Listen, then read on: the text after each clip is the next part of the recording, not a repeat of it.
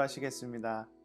사랑의 하나님, 오늘 이 아침 말씀 앞에 선 주의 자녀들 붙잡아 주시고 주의 능력과 권세로 모든 것 이기며 승리하는 귀한 삶을 살게 허락하여 주옵소서. 예수 그리스도의 이름으로 간절히 기도드리옵나이다. 아멘. 할렐루야. 우리에게 새로운 하루를 허락하신 주님께 영광과 찬양을 올려드립니다.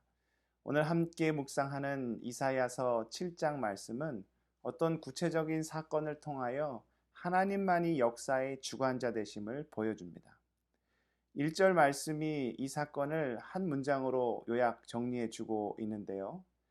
우시아의 손자요 요담의 아들인 유다의 아하스 왕 때에 아람의 르신 왕과 르말리아의 아들 이스라엘의 베가 왕이 올라와서 예루살렘을 쳤으나 능히 이기지 못하니라.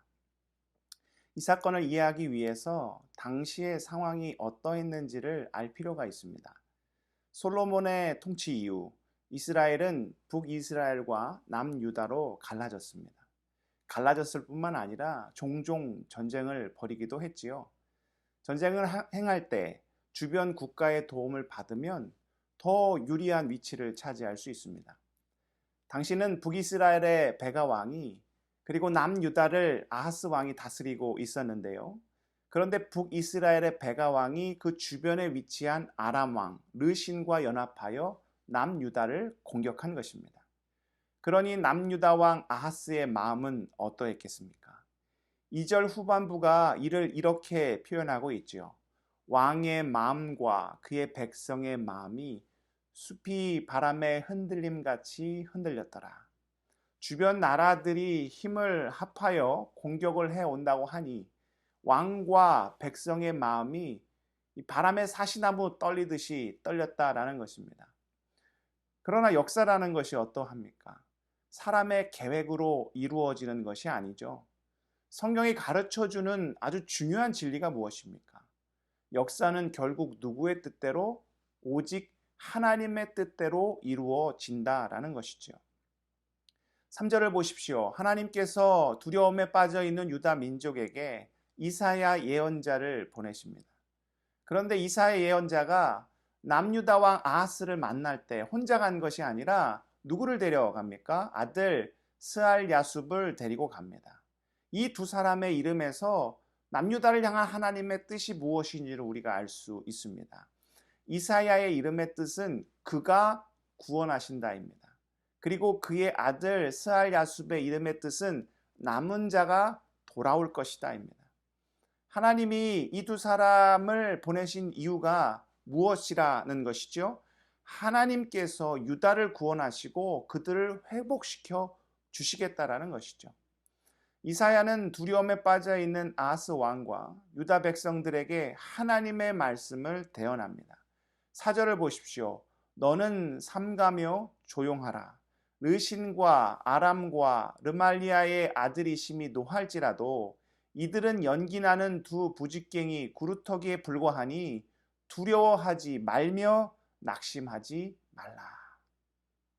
아무리 아람 왕과 북이스라엘 왕의 기세가 등등하다 해도 하나님 앞에서 그들은 그저 연기나는 부직갱이 같은 존재일 수밖에 없다는 것입니다.